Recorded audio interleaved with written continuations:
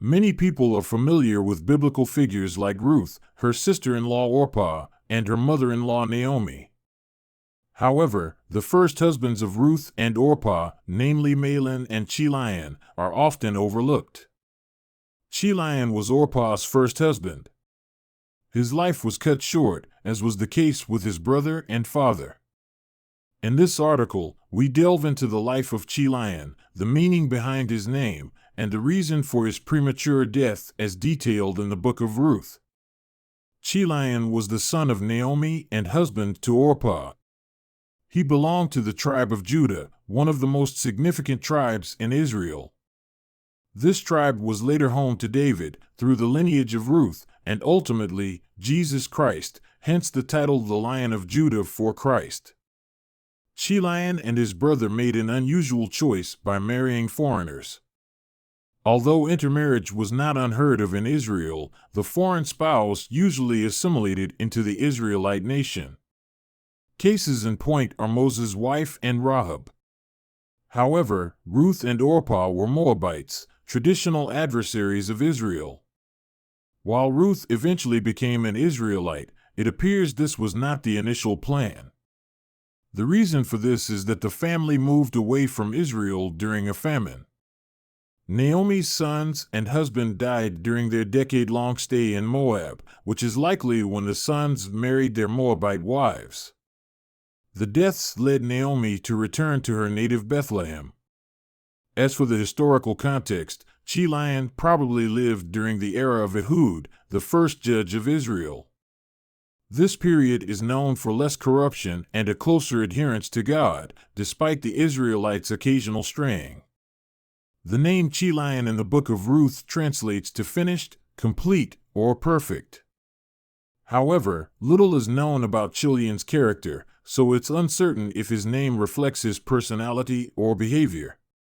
There are speculations among scholars about Chilion's premature death.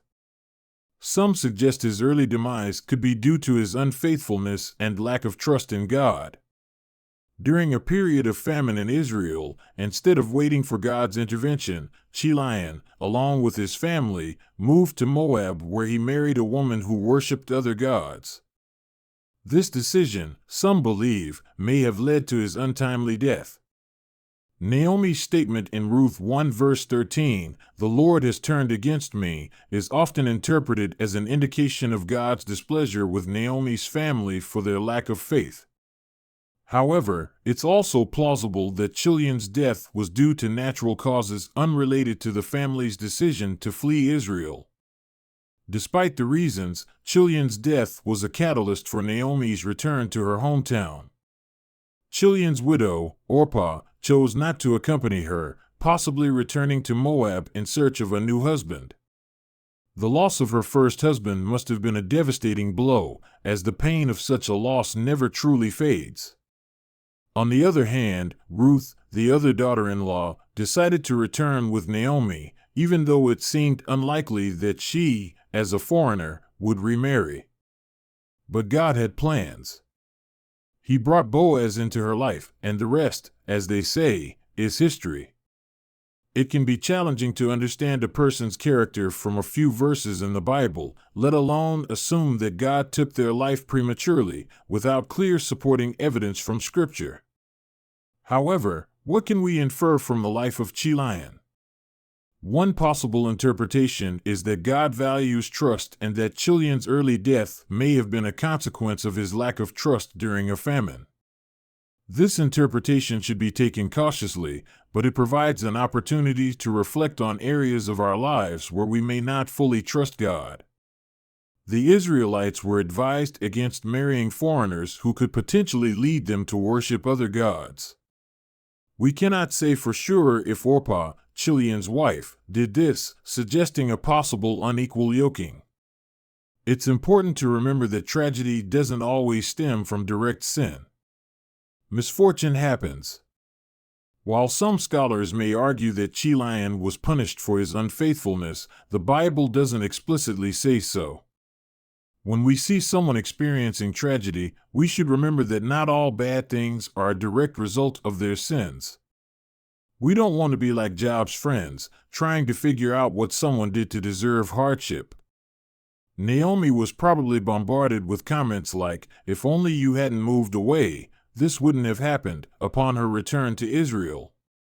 Such comments are not helpful to someone in pain. God can work through tragedy. The fate of Orpah, Chilion's wife, is unknown. However, we do know what happened to Ruth, Chilion's sister-in-law. She met a kind man named Boaz, who was a kinsman redeemer for Naomi's family. Boaz, whose mother was a foreigner named Rahab, probably understood the prejudice Ruth faced. Boaz and Ruth got married and had a son, who was King David's grandfather and a direct ancestor of Jesus. None of this would have happened if it weren't for the tragedy. Sometimes, God operates in our darkest moments.